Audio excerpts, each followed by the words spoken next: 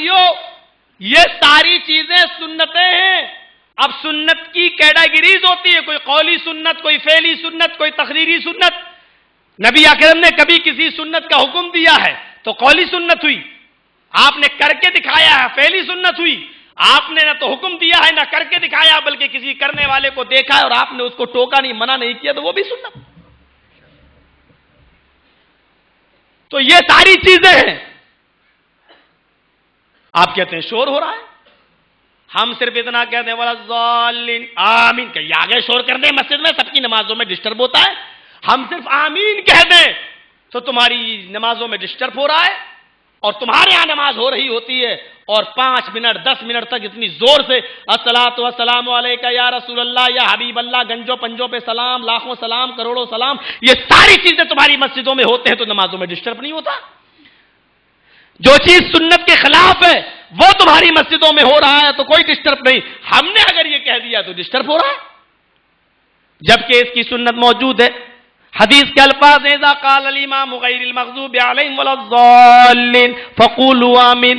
جب تمہارا امام ولا الضالین کہے تو تم بھی آمین کہو. فرشتے بھی آمین بولتے. ان وافقت تامین تامین الملائکۃ غفر له ما تقدم من ذنبہ. تم نے اپنے منہ سے جب آمین کہی اور فرشتوں نے بھی آمین کہی، فرشتوں کی آمین تمہاری آمین ایک ساتھ نکلی، موافقت کر گئی، تو اللہ تعالیٰ اس آمین کے بولنے کا نتیجہ یہ نکلے گا، انعام یہ ملے گا کہ غفر لہ ما، لفظ ما پر غور کرو، غفر لہ ما تقدم من ذنبہ، اللہ تعالیٰ تمہارے اب تک جتنے گناہ تم نے کیے سارے کے سارے گناہ معاف کر دے گا. غور کرو، یہ سنت ہے. ہم اس سنت کی طرف لوگوں کو بلاتے ہیں تو تم کہتے ہو کہ گستاخی ہے. ماں جتنے گناہ کیے ہیں اب تک، ماں تقدمہ، جو کر چکے ہو، جو گزر چکے، سب معاف. صغیرہ کبیرہ نہیں. کسی کا قتل کر کے آؤ مسجد میں گھس جاؤ، امام نے کہا ولا الضالین آمین کہ معاف ہو گیا ہوگا، وہ قتل معاف نہیں ہوگا، وہ کبیرہ گناہ ہے. صغیرہ گناہ معاف ہوں گے، کبیرہ گناہ معاف نہیں ہوں گے. سنت ہے. حدیث کو پھر فٹ کر لو، من احب سنتی فقد احبنی ومن احبنی کان معی فی الجنہ. جو میری سنت سے محبت کرے گا وہ مجھ سے، اور جو مجھ سے محبت کرے گا وہ میرے ساتھ جنت کے اندر ہوگا. دوسری دلیل، وعن ابی ہریرہ رضی اللہ تعالی عنہ قال قال رسول اللہ صلی اللہ علیہ وسلم قال سمعت رسول اللہ صلی اللہ علیہ وسلم یقول کل امتی يدخلون الجنۃ الا من ابى. اللہ کے نبی فرماتے ہیں کہ میری پوری امت جنت کے اندر داخل ہوگی الا میرا نافرمان کتنا ہی کلمہ پڑھے لیکن وہ منکر ہے، فقد ابا، اس نے میرا انکار کیا. اور رسول کا انکار کرنے والا کون ہوا؟ کافر. ایک حدیث اور، وعن انس رضی اللہ تعالی عنہ قال قال رسول اللہ صلی اللہ علیہ وسلم لا یؤمن احدکم حتی اکون احب الیہ من والدہ وولدہ والناس اجمعین. بڑی پیاری روایت ہے، اس کو امام مسلم کتاب الایمان میں لائے، امام بخاری اس کو کتاب التوحید میں لائے.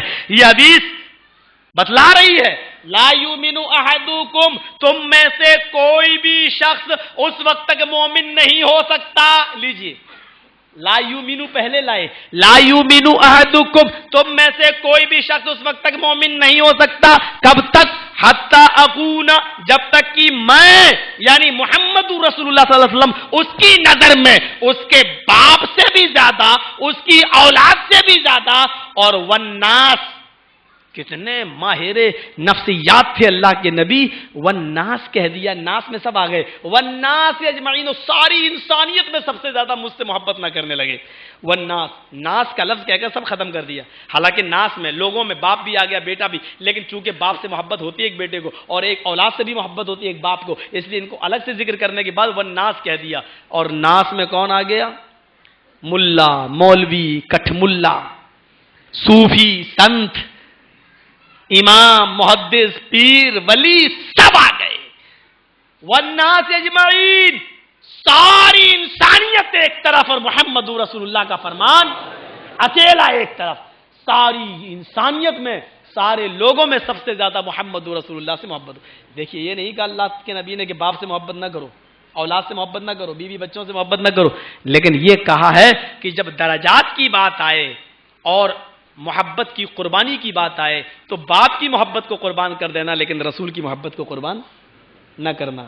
رسول، بیٹے کی قربانی کی بات آئے، بیٹے کی محبت کی اور رسول کی، تو رسول کی محبت کو قربان مت کرنا، بیٹے کی محبت کو قربان کر دینا. محبت تو ہوگی باپ کو بیٹے سے اور بیٹے کو باپ سے محبت تو ہوگی، لیکن قربانی جب دینا پڑے تو بیٹے کی اور باپ کی محبت کو قربانی دی جا سکتی ہے، لیکن رسول کی محبت ایسے سمجھ لو جیسے جنگل میں کوئی آدمی ہمیں اور آپ کو پکڑ لے، سونے کی گھڑی پہنے، بڑی قیمتی گھڑی، اتار اس کو، ارے صاحب بہت قیمتی ہے یار، چھوڑو نہیں دوں گا، پکڑ لیا، چھرا نکالا، گھڑی دے رہا یا میں تیرا ہاتھ کاٹوں؟ سب نے ٹائٹ کر لیا، ہاتھ پکڑ لیا، بس چھری مارنے والا ہے وہ، بول گھڑی دے رہا ہے یا میں ہاتھ کاٹوں، جلدی بتا، انسانیت سے دے رہا ہے یا نہیں؟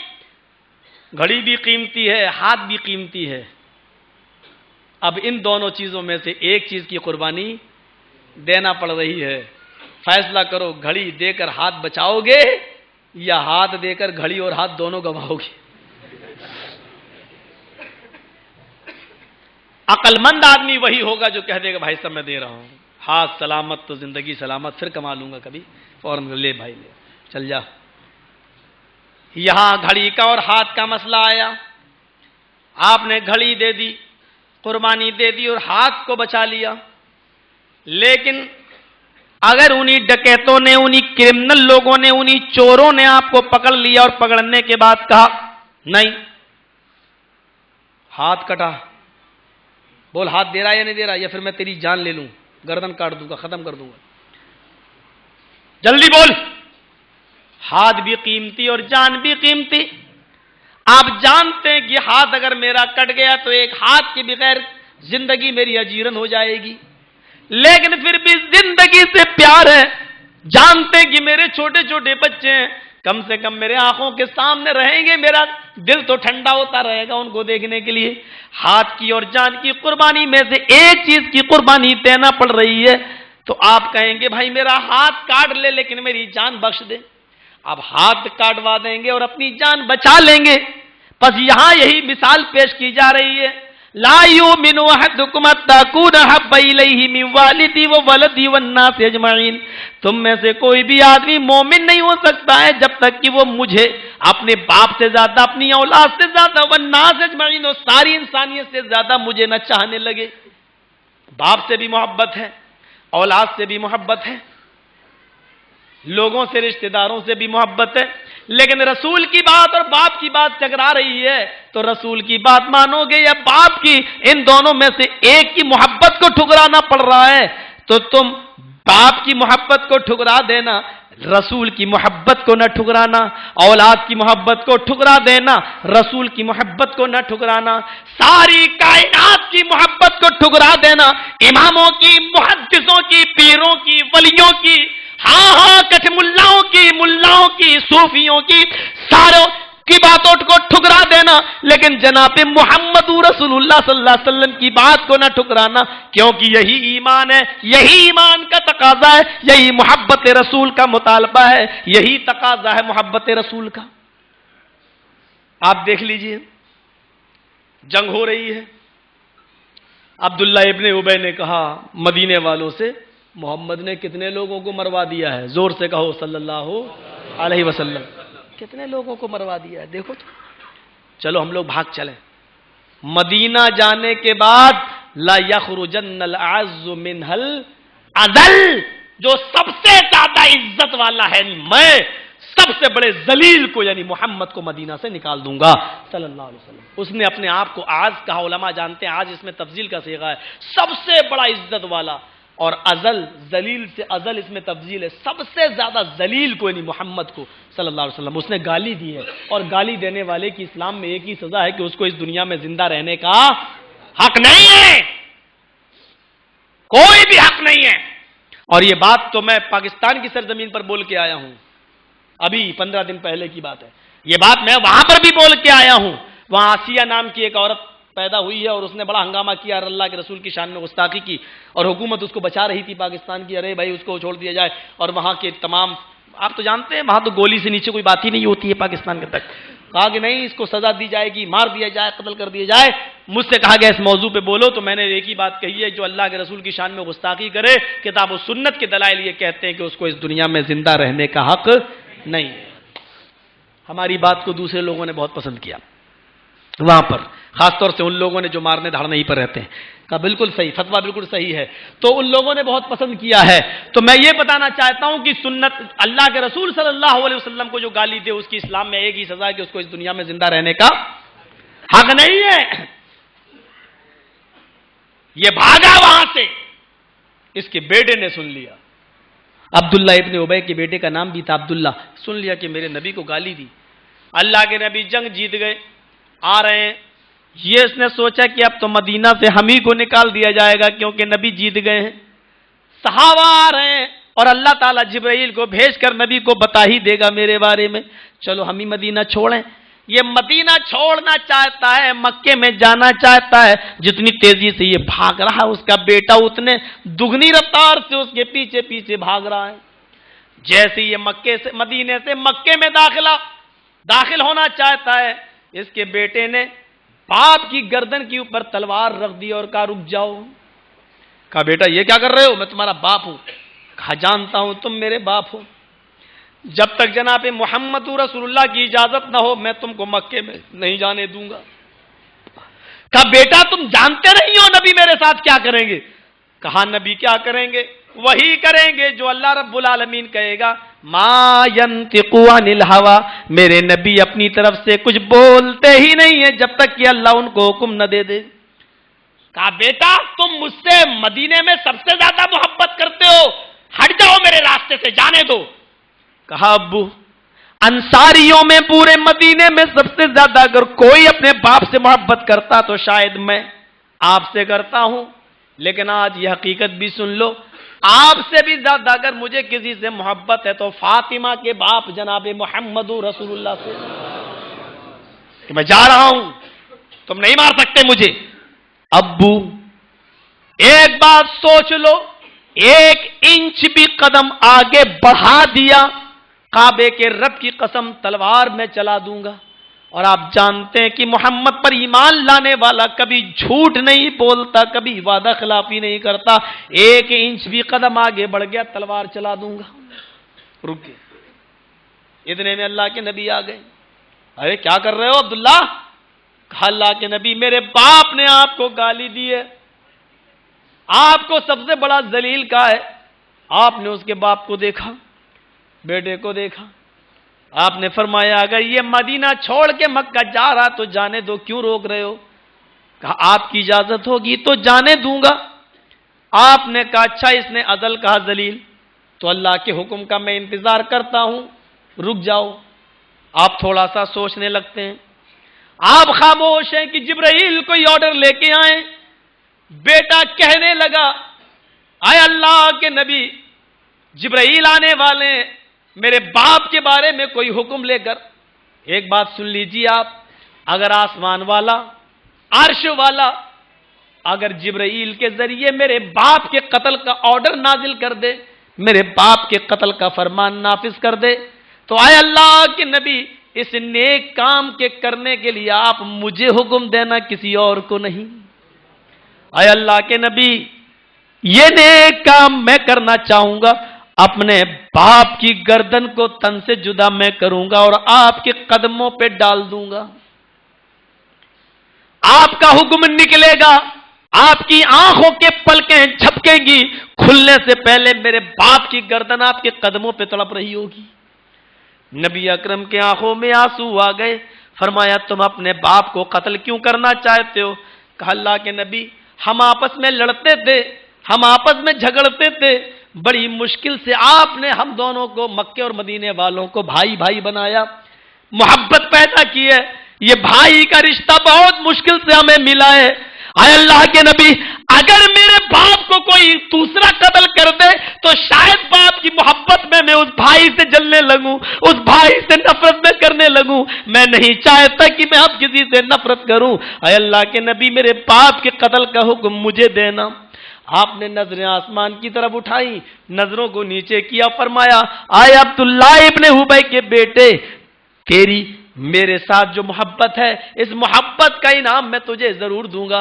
جا، اس کا انعام یہ ہے کہ میں نے جس کی سزا اسلام کے اندر یہ ہے کہ اس کو قتل کر دیا جائے، میں نے اپنے ساتھ تیری اس محبت کو دیکھا تو تجھے انعام دیا کہ تیرے باپ کا خون معاف کر دیا، جانے دو اس کو، جانے دو۔ میں والدی ہی، اب اس حدیث کو بٹھاؤ، کوئی مومن نہیں ہو سکتا جب تک کہ وہ اپنے باپ سے زیادہ نبی سے محبت نہ کرے۔ کون سی محبتیں کی ہیں ہم نے؟ دعوے تو بڑے بڑے لمبے چوڑے ہیں ہمارے، اتنی محبت اتنی محبت، یہ اور وہ، ہم نے دعوے تو لمبے چوڑے کیے ہیں، اقرار تو لمبا چوڑا کیا ہے، اظہار تو لمبا چوڑا کیا ہے، لیکن بتاؤ ہم چند ٹکوں کی قربانی نہیں دے سکتے ہیں۔ پیسہ، شادی کارڈ، بامبے کی ایک شادی میں جانے کا اتفاق ہوا، 45 روپے کا ایک کارڈ، ایک کارڈ، بھاگ آیا، نہیں گیا اس میں، ایک کارڈ پر 45 روپے۔ سوچئے فضول، ان المبذرین کانوا اخوان الشیاطین کس کے بارے میں قرآن نے کہا؟ فضول خرچی کرنے والے شیطان کے بھائی ہوتے ہیں۔ اور شادی کس کی؟ ایک مولوی کی، مولوی کے لڑکے کی۔ افسوس تو یہ ہوتا ہے۔ اور مولوی صاحب سے میں نے کہا یار اتنا لمبا چوڑا خرچ کیوں کر رہے ہو، یہ فضول خرچی؟ تو دلیل دیتا ہے مولوی، وَأَمَّا بِنِعْمَةِ رَبِّكَ فَحَدِّثْ، اللہ نے جو نعمتیں دی ہیں ظاہر کرو۔ مولوی کبھی نہیں ہارتا، وہ دلیل دے کے رہتا ہے، کوئی نہ کوئی فٹ کر کے رہتا ہے۔ کہتے ہیں کہ ایک مرتبہ ایک شکاری کا جال میں کوا اور کبوتر دونوں پھنس گئے۔ شکاری کا جال تھا، اس میں کوا بھی پھنس گیا، کبوتر بھی پھنس گیا۔ کوا بھی رو رہا ہے، کبوتر بھی رو رہا ہے۔ کبوتر روتے ہوئے کہتا کوے چپ، مجھے پریشان کر کے رکھ دیا رو رو کر۔ تو کوا کہتا تو بھی تو رو رہا ہے۔ تو کبوتر بولا مجھے تو رونا ہی ہے، اور میں اس لیے رو رہا ہوں کیونکہ میں حلال ہوں، یہ شکاری مجھے جال سے نکالے گا اور کاٹ کے کھا جائے گا، مجھے تو کٹنا ہی کٹنا ہے۔ کوے سے کہا تو کیوں رو رہا ہے، تو حرام ہے، تجھے تھوڑی کچھ کرے گا، تجھے تو نکالے گا اڑا دے گا، تیرا کرے گا کیا، تیری تو زندگی بچ جائے گی، میری زندگی خطرے میں۔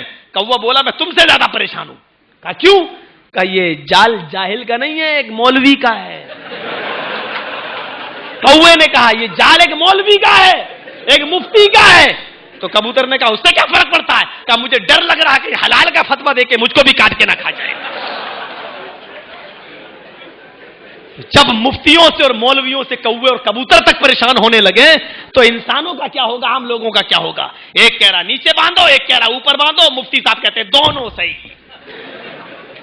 ایک مولوی، ایک امام کہہ رہا گھوڑے کا گوشت مکروہ، ابو حنیفہ رحمۃ اللہ علیہ، امام شافعی کہہ رہے حلال۔ حدیث میں حضرت عائشہ فرماتی ہے کہ اللہ کے رسول نے میرے ساتھ بیٹھ کر گھوڑے کا گوشت کھایا۔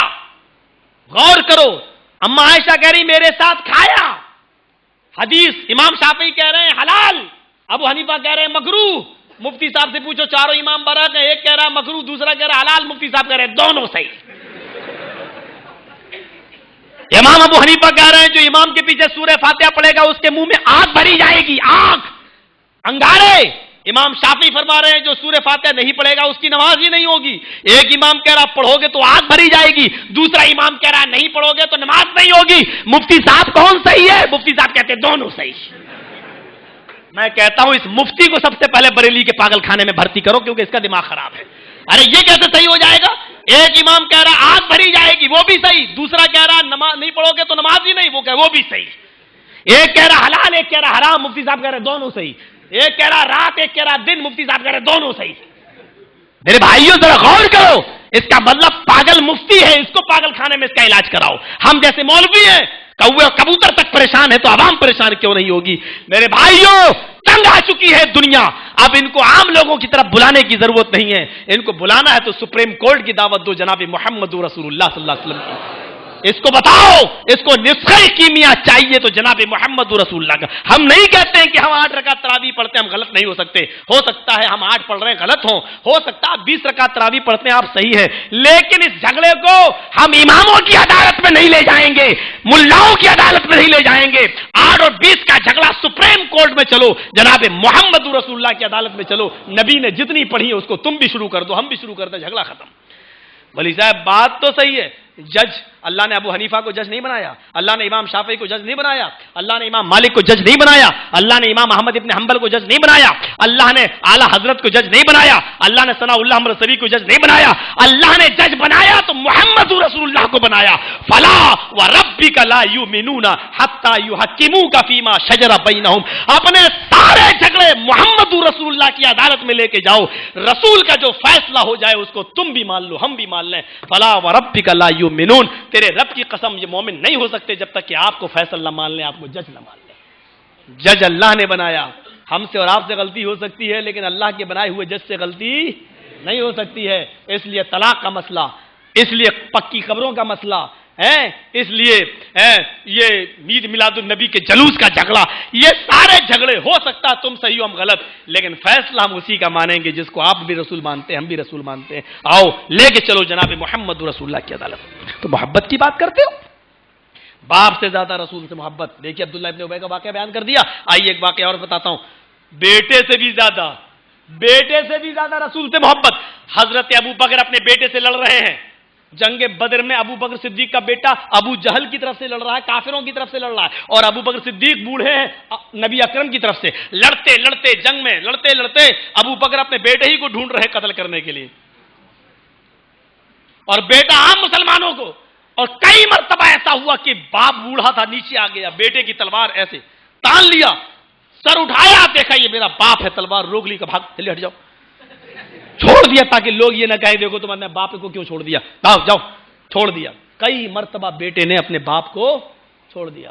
جنگ بدر ختم ہوئی، ایک دن آیا کہ حضرت ابو بکر صدیق کا بیٹا ایمان لے آیا، عبد الرحمن۔ جب ایمان لے آئے، مسلمان ہو گئے تو کھانا کھانے بیٹھے، حضرت ابو بکر صدیق اور ان کا بیٹا دونوں کھانا کھانے بیٹھے۔ بیٹے نے جنگ بدر کی یاد دلا دی، ابو آج ہم لوگ کتنے خوش نصیب ہیں کہ ایک ساتھ بیٹھ کے کھانا کھا رہے ہیں۔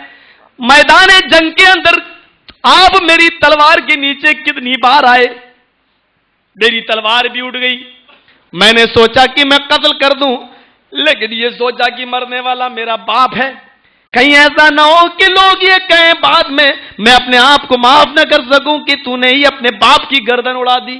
اے ابو جان، آپ کی محبت میرے دل میں آ گئی تھی اور میں نے آپ کو چھوڑ دیا، باپ سمجھ کر میں نے رہا کر دیا، چھوڑ دیا۔ ابو بکر صدیق مسکراتے ہیں، کھانا کھا رہے ہیں، کھانے کا لقمہ منہ میں ڈالتے ہیں اور کہتے ہیں، آئے میرے بیٹے، تیری نظر میں جب باپ آیا تو نے تلوار روک لی کہ میری تلوار سے میرے باپ کی گردن نہ کٹ جائے، لیکن بدر کے میدان میں تو میری نگاہیں تجھی کو تلاش کر رہی تھی۔ کعبے کے رب کی قسم ہے اس ذات کی جس کے قبضے میں محمد رسول اللہ کی اور میری ہم سب کائنات کے لوگوں کی جان ہے، اگر میدان جنگ میں تو میری تلوار کے نیچے آ جاتا، میری تلوار کے نیچے آ جاتا اور میں تیری شکل دیکھ بھی لیتا، تب بھی میں نہیں رکتا اور میں اپنی تلوار تیری گردن پہ چلا دیتا، یہ سوچ کر کہ قتل ہونے والی گردن میرے بیٹے کی نہیں، جناب محمد رسول اللہ صلی اللہ علیہ وسلم کے دشمن کی ہے، میں اپنے دشمن کی، اپنے نبی کے دشمن کی گردن سمجھ کر تن سے جدا کر دیتا۔ اٹھاؤ یہ حدیث، میں والدی و ولدی، اپنی اولاد سے بھی زیادہ نبی کو چاہنے والے، اپنی اولاد سے بھی زیادہ نبی کو چاہنے والے، یہ تھے اولاد سے زیادہ نبی کو چاہنے والے، ادھر باپ سے زیادہ نبی کو چاہنے والے۔ اللہ اگر میرے باپ کے قتل کا حکم لے کر آئے جبرائیل تو مجھے دینا، کسی اور کو نہیں دینا، باپ سے زیادہ نبی کو، یہ بیٹے سے زیادہ۔ حضرت عمر فاروق ایک بار بھاگتے ہوئے، ان کا بیٹا ایک دفعہ بھاگتے ہوئے آیا، الخصائص علامہ سیوطی کا اور زاد المعاد علامہ ابن قیم کی اور سیرت النبی علامہ ابن ہشام کی، ان کتابوں کے حوالے سے آپ دیکھیے واقعہ، بھاگتا ہوا بیٹا آیا، بیٹے کو بھوک لگی ہوئی تھی، بیٹے نے کہا ابو گھر میں کیا پکا ہے؟ کہا کھانا وہ رکھا ہوا کھا لو، ہانڈی کھولی، کہا یہ کیا ہے؟ ایسے سونگ رہا، یہ کیا ہے؟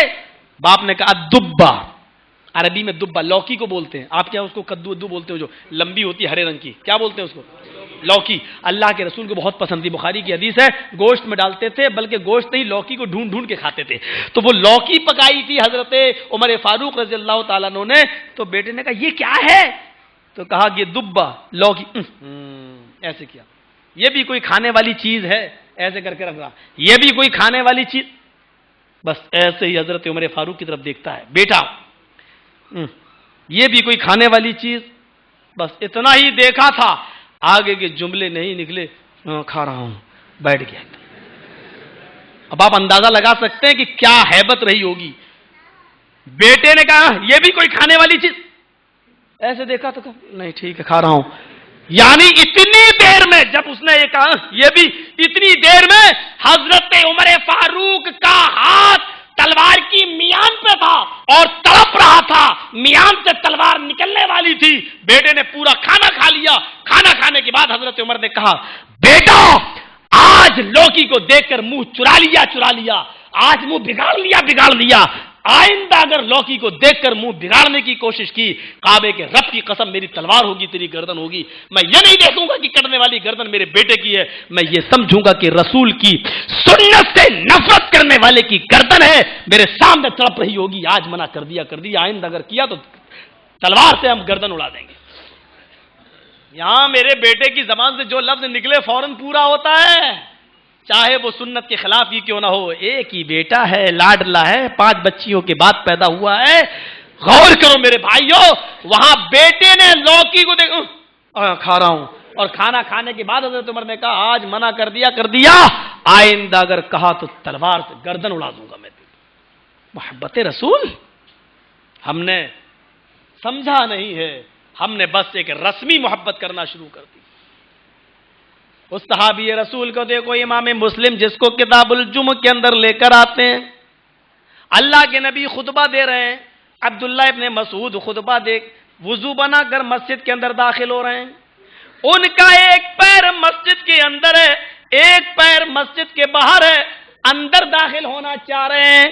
اتنے میں دوران خطبہ ایک صحابی اٹھ گئے, کھڑے ہو گئے. اللہ کے نبی کی نظر اس صحابی کی اوپر پڑی. دوران خطبہ اٹھنا نہیں چاہیے, بات چیت نہیں کرنا چاہیے. اگر جمعے کے دن خطبے کی حالت میں کوئی دوسرا بات کر رہا ہے تو اس کو اشارہ کر کے چپ بھی نہیں کرانا چاہیے, خاموش تک نہیں کرانا چاہیے. سر پہ مکھی بیٹھی ہو تو اس کو اڑانا بھی نہیں چاہیے. یہ جمعے کے خطبے کا ادب و احترام ہے. اللہ کے نبی خطبہ دے رہے ہیں, ایک صحابی اٹھ گئے. یہاں عبداللہ ابن مسعود کا حال یہ ہے کہ ایک پیر مسجد کے باہر ایک پیر اندر, وہ اندر جانا چاہ رہے ہیں. اتنے میں وہ صحابی اٹھتے ہیں, اور اللہ کے نبی نے اس صحابی کو اٹھتے ہوئے دیکھا تو فرمایا اجلس مکانک, اپنی جگہ پر بیٹھ جاؤ. آپ نے ان کا نام نہیں لیا, آپ نے کہا اجلس مکانک, اپنی جگہ پر بیٹھ جاؤ. عبداللہ ابن مسعود کے کانوں میں یہ آواز گئی تو وہ اسی حالت میں اسی جگہ پر بیٹھ گئے. اب آپ اندازہ لگانا کہ ایک پیر مسجد کے باہر ہو اور ایک پیر مسجد کے اندر ہو, اسٹائل کیا رہی ہوگی بیٹھنے کی, کیسے بیٹھے ہوں گے. ایک پیر تو مسجد کے اندر, ایک پیر باہر ہے. انہوں نے جو باہر پیر تھا اس کو اندر بھی نہیں لائے, جو اندر تھا اس کو باہر بھی نہیں لے گئے, اسی حال میں بیٹھ گئے.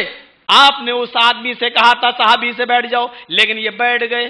آپ نے جب دیکھا تو آپ کے چہرے پہ مسکراہٹ آ گئی. آپ نے فرمایا تعال یا عبداللہ, آئے عبداللہ تم تو یہاں آؤ, تم مسجد میں آ جاؤ, تم تو آ رہے تھے, میں نے تم سے نہیں کہا تھا بیٹھنے کے لیے. کھڑے تو یہ ہو گئے تھے دوران خطبہ, یہ اٹھ گئے تھے, میں نے ان سے کہا تھا بیٹھنے کے لیے, تم کیوں بیٹھ گئے ہو, تم اندر آؤ, تم یہاں بیٹھو, تم مسجد کے اندر آؤ. پھر آپ نے کہا تم کیوں بیٹھ گئے. حضرت عبداللہ ابن مسعود کا جواب سنو. حضرت عبداللہ ابن مسعود فرماتے ہیں اے اللہ کے نبی, میں یہ نہیں جانتا ہوں کہ آپ نے کس سے کہا بیٹھ جاؤ, میں نہیں جانتا, آپ نے کسی کا نام نہیں لیا, آپ نے صرف اتنا کہا اجلس مکانک, اپنی جگہ پر بیٹھ جاؤ. میں نہیں جانتا کہ آپ نے کس سے کہا, آپ نے کہا بیٹھ جاؤ, میرے کانوں نے اجلس سنا, میں اسی جگہ پر بیٹھ گیا, یہ سوچتے ہوئے کہ اگر نہیں بیٹھوں گا تو کہیں میری آخرت برباد نہ ہو جائے, کہیں رسول کی نافرمانی نہ ہو جائے, کہیں اللہ اس نافرمانی کے یہ وز جنت سے ہٹا کر میری قسمت میں, میری تقدیر میں جہنم نہ لکھ دے. میرے بھائیوں, اتنی محبت تھی, رسول نے جو کہا یہ بھی نہیں سوچا کہ اس حال میں کیسے بیٹھیں گے, اسی طریقے پر بیٹھ جاتے ہیں. آپ مسکراتے ہیں اور آپ نے ان کو اندر بلا لیا. محبت رسول کے یہ جذبات ہمارے اندر ہونا چاہیے. صرف دعوے سے کام نہیں چلتا, صرف اظہار سے کام نہیں چلتا, صرف اقرار سے کام نہیں چلتا. غور کریں, ایک صحابی ہے, مسلم شریف کتاب اللباس و زینہ کی روایت, مسلم شریف کتاب اللباس کی روایت, ایک صحابی کے ہاتھ میں سونے کی انگوٹھی ہے,